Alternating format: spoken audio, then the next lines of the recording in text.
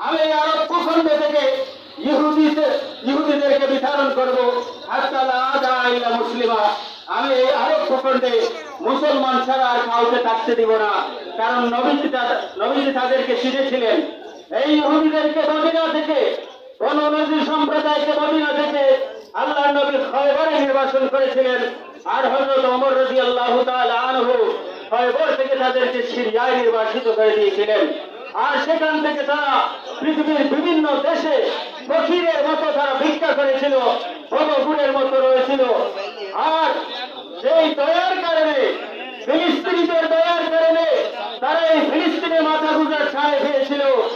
আজ আর ফিলিস্তিনের মুসলমান ভাই বোনদের উপরে তারা হত্যাযজ্ঞ চালাচ্ছে।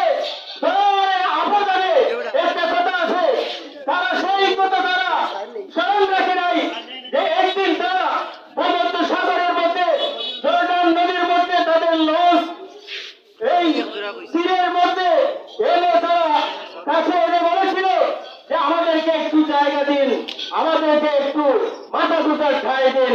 তখন আমাদের ফিলিস্তিনি ভাই বোনেরা তখন মায়া করে তাদেরকে কিছু জায়গা করে দিয়েছিল।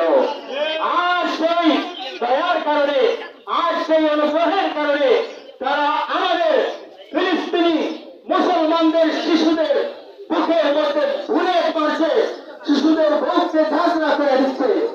আমরা এই সমস্ত ইহুদিবাদীদের পক্ষে নেই।